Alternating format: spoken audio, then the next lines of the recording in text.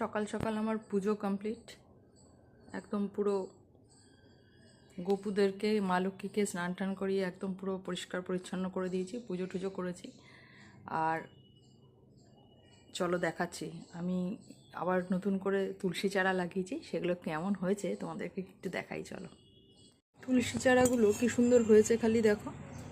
এই সপ্তাহখানেক আগে মানে আমার যে আগে গাছগুলো ছিল সেগুলো না কোনো কারণে মানে তুলসী চারাগুলো নষ্ট হয়ে গিয়েছিল, যার ফলে মা আবার এনে এই 4টে তুলসী চারা এখানে আর কি দিয়ে গেছে আমাকে। তো ভালোই হয়েছে, কিন্তু সপ্তাহখানেক হয়েছে তুলসী চারাগুলো। তবে এত পুচকু পুচকু তো এখনই, তো বেশি জল আর কি দেওয়া যায় না, তাহলে আর কি গাছটা নষ্ট হয়ে যাবে। তো সেই কারণে অল্প অল্প জল দিয়ে আর কি এগুলোকে রাখি। আর এত অস্বাভাবিক গরম পড়েছে যে যার জন্য আর কি একটুখানি মাঝে মাঝে থেকে থেকে জল দিতে হয়।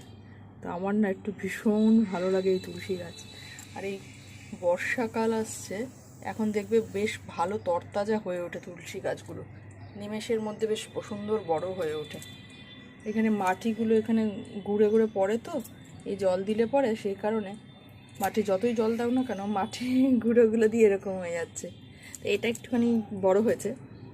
আর এগুলো একেবারে কুচি কুচি, মানে এই হলো বাবা, এই হলো মা, আর এই হলো সন্তানগুলো।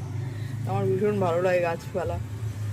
শ্বশুরবাড়িতে তো প্রচুর তুলসী চারা, আর আমার এক দিদির বাড়ি আছে, দিদির বাড়িতে তো তুলসী বাগান পুরো ভরা, দেখলেই মনে হয় মানে তুলে তুলে নিয়ে এত সুন্দর লাগে, পুরো সবুজে সবুজ, সত্যি কথা।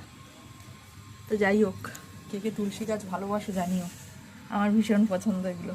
আমার গাছপালাগুলো বেশ ভালো লাগে দেখতে।